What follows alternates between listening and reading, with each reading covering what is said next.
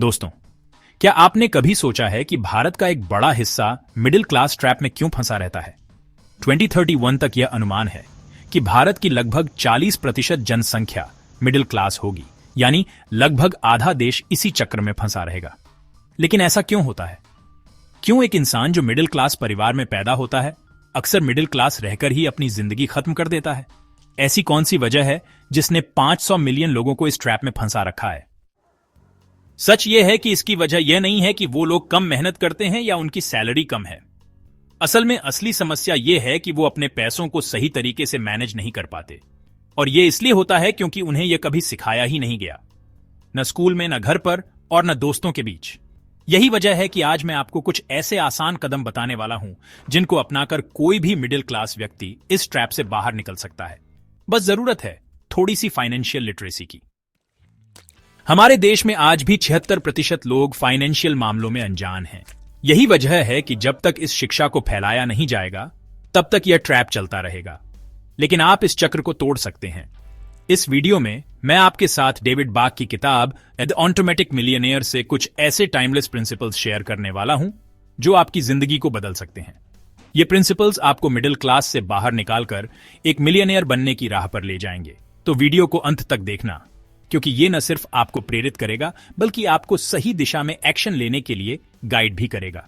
और अगर आप तैयार हैं तो कमेंट में लिखें आई एम रेडी, क्योंकि आपकी जिंदगी बदलने वाली है। डेविड बाक पेशे से एक फाइनेंशियल एडवाइजर थे। अपने 20 के दशक से ही उन्होंने फाइनेंशियल नॉलेज दूसरों के साथ शेयर करना शुरू कर दिया था। एक दिन उनके पास एक साधारण कपल आया, जिम और सूज। जिम 50 साल के थे और पिछले 30 साल से एक ही कंपनी में $40,000 सालाना सैलरी पर काम कर रहे थे। डेविड को लगा कि यह कपल भी आर्थिक रूप से संघर्ष कर रहा होगा, जैसा कि आमतौर पर इस इनकम ग्रुप के लोग करते हैं। लेकिन जब उन्होंने उनके डॉक्यूमेंट्स देखे तो चौंक गए। उनके पास $4 लाख की सेविंग्स थी, कोई कर्ज नहीं था। 2 महंगे घर थे जिनमें से एक किराए पर दिया हुआ था और उनकी नेटवर्थ $1 मिलियन से ज्यादा थी। यह देखकर डेविड को एहसास हुआ कि यह कपल न सिर्फ अपनी फाइनेंशियल जर्नी पर सफल था, बल्कि वह दूसरों के लिए प्रेरणा भी हो सकता है। पहला सबक, खुद को पहले भुगतान करें, पे योरसेल्फ फर्स्ट। जिम और सूज ने डेविड को बताया कि उनकी सफलता का पहला मंत्र यही है। उन्होंने हर महीने अपनी इनकम का एक हिस्सा सबसे पहले सेविंग्स के लिए अलग कर दिया। चाहे कोई भी परिस्थिति हो, उन्होंने इस आदत को कभी नहीं छोड़ा। हम में से ज्यादातर लोग अपनी सैलरी आते ही खर्च करने में लग जाते हैं और जो बचता है उसे सेविंग्स में डालते हैं। लेकिन ऐसा करने से सेविंग्स कभी हो ही नहीं पाती। जिम और सूज ने इस चक्र को तोड़कर हर महीने अपनी इनकम का 10% अलग करना शुरू किया। यह रकम छोटी थी, लेकिन समय के साथ इसका असर बड़ा हुआ। यही आदत आपको मिडिल क्लास ट्रैप से बाहर निकाल सकती है। दूसरा सबक, सेविंग्स को ऑटोमेटिक बनाएं। जिम और सूज ने अपनी सेविंग्स को पूरी तरह ऑटोमेटिक कर दिया। उनकी सैलरी का एक हिस्सा सीधे उनके रिटायरमेंट फंड में कट जाता था। उन्हें सेविंग्स के बारे में बार बार सोचने की जरूरत नहीं पड़ी। यह सिस्टम इतना प्रभावी था कि वे एक भी महीने सेविंग्स मिस नहीं करते थे। आप भी अपने बैंक अकाउंट में ऐसा ऑटोमेटिक सिस्टम लगा सकते हैं जिससे आपकी इनकम का एक हिस्सा सीधे सेविंग्स या इन्वेस्टमेंट में चला जाए। इससे न तो आपको सेविंग्स के बारे में भूलने का डर रहेगा और न ही आपके खर्चे उस रकम को छू पाएंगे।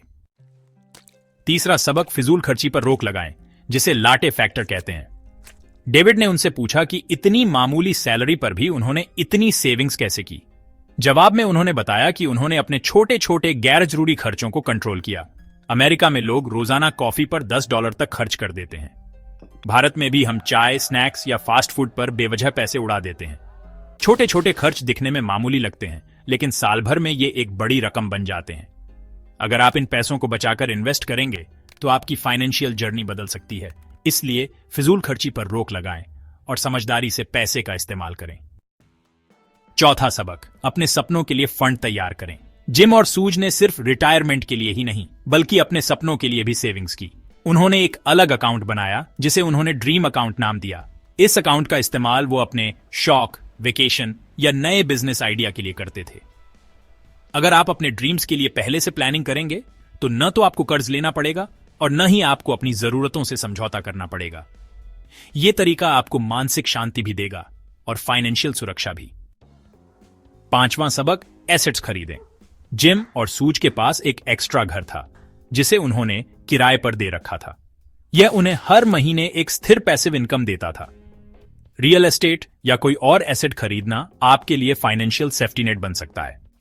ऐसे एसेट्स पर फोकस करें जिनकी वैल्यू समय के साथ बढ़े और जो आपको नियमित इनकम दें। यह आदत आपकी फाइनेंशियल आजादी की ओर एक बड़ा कदम होगी। दोस्तों, ये 5 सबक सिर्फ किताबों के सिद्धांत नहीं हैं। ये वो प्रैक्टिकल आदतें हैं जिन्हें अपनाकर कोई भी मिडिल क्लास व्यक्ति अपनी जिंदगी बदल सकता है। लेकिन याद रखिए, सिर्फ जानने से कुछ नहीं होगा। आपको इन चीजों को अपनी जिंदगी में लागू करना होगा। अगर आपको यह वीडियो पसंद आई हो तो इसे लाइक करें, अपने दोस्तों के साथ शेयर करें और कमेंट में लिखें यस आई विल, क्योंकि बदलाव वहीं से शुरू होता है जहां आप एक्शन लेते हैं।